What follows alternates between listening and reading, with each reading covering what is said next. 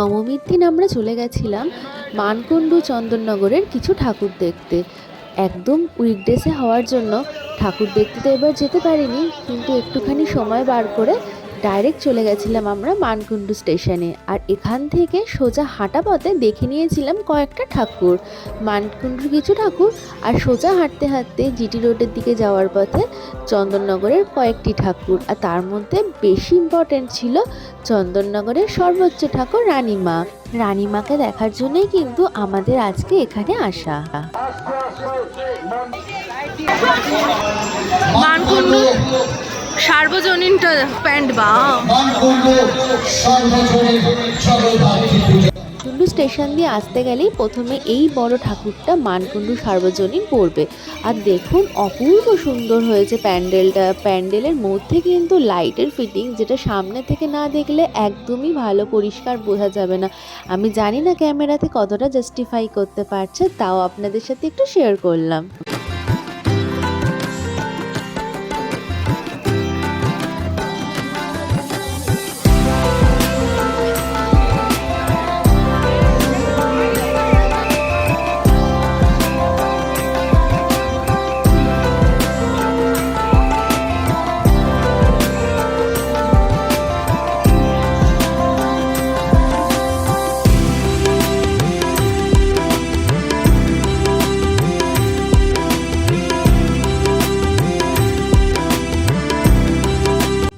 হয়ে গেছে এই ঠাকুরটি আমাদের দেখা। প্যান্ডেলের পেছন থেকে বেরিয়ে আবার আমরা কিন্তু এই রোডটার ওপর এই রোডটার ওপরই চলে এসেছি। এবার আমরা ডান দিকে একটা রাস্তায় ঢুকলাম। এখানে কিন্তু ডান দিক বাঁ দিক দুটো দিকেই কিন্তু অনেক ভেতর বড় বড় ঠাকুর হয়। এত ঠাকুর দেখা কিন্তু সম্ভব নয়। আমরা জাস্ট 2-3 ঘন্টার জন্য গেছিলাম। এখন এই লাইটিংগুলো দেখুন, জাস্ট কি সুন্দর।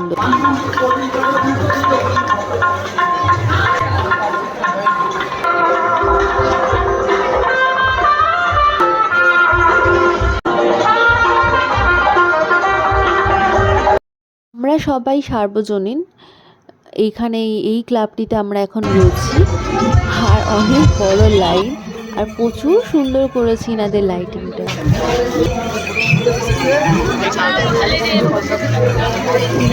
ঠাকুরটি আর একটুখানি কিন্তু প্রসাদও পেয়ে গেছি। আগের প্যান্ডেলটি থেকেও প্রসাদ পেয়ে গেছিলাম। এবার চলুন যাওয়া যাক অন্যদিকে।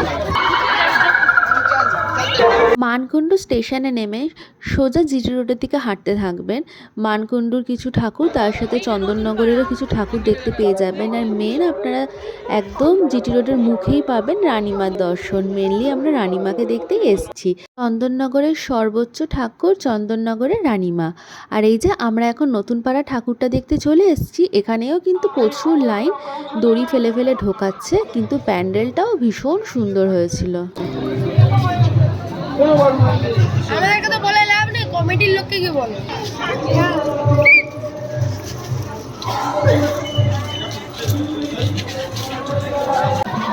প্রত্যেক বছর ভালো করে, এবার 125 বছর। বাহ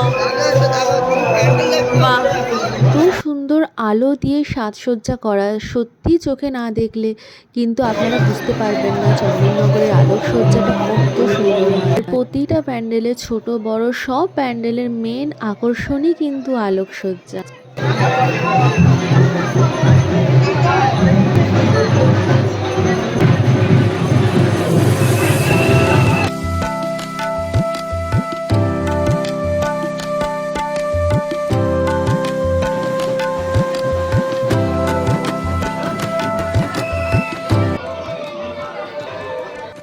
বেরিয়ে গেলাম এবার। আর প্রত্যেকটা প্যান্ডেলের পরে প্রত্যেকটা প্যান্ডেলের এক্সিট গেট দিয়ে বেরোলেই আপনারা প্রচুর দোকান, প্রচুর খাবার দোকান, কেনাকাটার দোকান পাবেন। আর পুরো এই স্টেশন রোডটা জুড়ে, পুরো জিটি রোডটা জুড়েই রয়েছে প্রচুর দোকান, রেস্টুরেন্ট। মানে আমরা নিয়োগী বাগানের দিকে যাচ্ছি।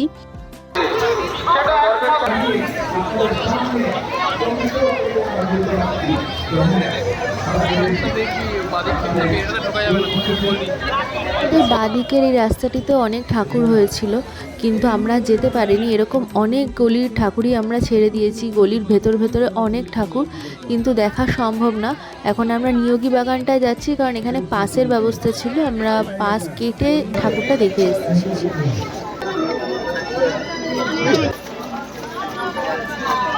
অরিজিনাল কাজ, অনেক র মেটেরিয়ালস, নেট, তার, জালি মানে দিয়ে অসম্ভব সুন্দর স্টিল ছিল, অনেক কিছু দিয়ে ভীষণ সুন্দর একটা প্যান্ডেল এনারা তৈরি করেছেন। আর তার সাথে লাইটের যে এফেক্টটা সামনে থেকে না দেখলে সত্যিই বোঝা সম্ভব নয়।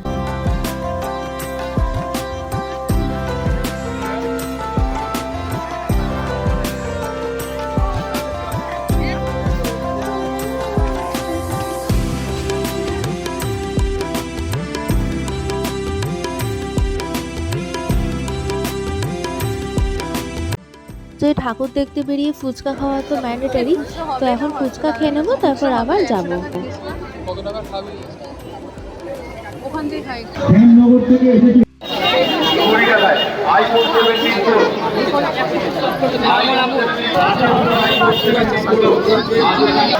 হাঁটতে পারছিলাম না, এখানে একটু রেস্ট করছিলাম। আর উল্টো দিকেই আরেকটি গলি ছিল যেখানে অনেক ঠাকুর। আর দেখুন এই সামনের লাইটিংটা পুরো দক্ষিণেশ্বর মন্দিরের আদলে করা। এই ঠাকুরটা যেতে হবে, যাচ্ছি না। না, এটাই যেতে হবে না। আমরা অনেক দিকেই আর যাইনি কারণ টাইমও কম ছিল, কিন্তু প্রায় বাজে 10:30। আমরা 8:30টার সময় মানকুণ্ডু স্টেশনে নেমেছি। অলরেডি 2 ঘন্টা হয়েই গেছে এই ভিড়ের মধ্যে। এখানেও একটি ঠাকুর ছিল যেটি আমরা দেখিনি। আপনারা যদি আসেন তাহলে এরকমভাবেই মানকুণ্ডু স্টেশন থেকে ঠাকুর দেখা শুরু করবেন। আর এবারের বিসর্জনটা কিন্তু আছে শনিবার দিন, মানে কালকে, কারণ এবারে দশমী 2 দিন পড়েছে। তো যদি কেউ আমার ভিডিওটি দেখে মনে করেন যে শুক্রবার রাতে হোল নাইট প্ল্যান করবেন, তাহলে চলে যেতে পারেন। হোল নাইট ঠাকুর দেখাই কিন্তু এই দিকে চন্দননগরের জন্য একদম বেস্ট। এই প্যান্ডেলটি দেখছেন, এটা অনেক সুন্দর হয়েছে, অনেক বড়, কিন্তু এত ভিড় আমরা আর দেখার সাহস করতে পারিনি। আর ফেরার সময় ভেবেছিলাম ঢুকবো, কিন্তু সেটাও পসিবল হয়নি।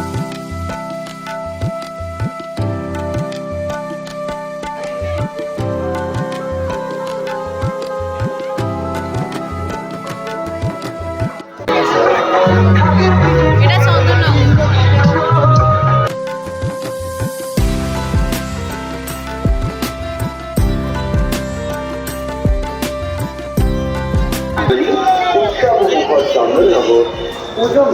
আমরা যেই জায়গাটিতে আছি এর ডান দিকে গেলে পড়ছে ভদ্রেশ্বরের সব ঠাকুরগুলো, আর বাঁ দিকের পুরোটাই থাকছে চন্দননগরের প্রচুর ঠাকুর, প্রচুর হাঁটা। কিন্তু আমরা ডান দিক বাঁ দিক কোনো দিকেই যাব না, আমরা পুরো একদম সোজাসুজি চলে যাব রানীমার দর্শন করতে। আর দেখুন এই দুদিকে কত ভিড়, ভদ্রেশ্বরের দিকেও কিন্তু অনেক ঠাকুর হয়, আর চন্দননগরের এই লাইনে তো প্রচুর ঠাকুর, আপনারা সবাই জানেন।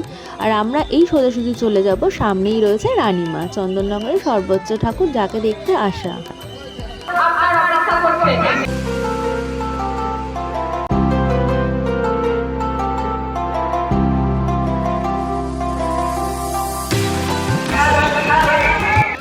হয়ে গেল এবছরের মতো জগদ্ধাত্রী ঠাকুরের দর্শন। রানীমাকে দিয়েই শেষ করি, আর কোনো দিকে যাওয়াও হয় না।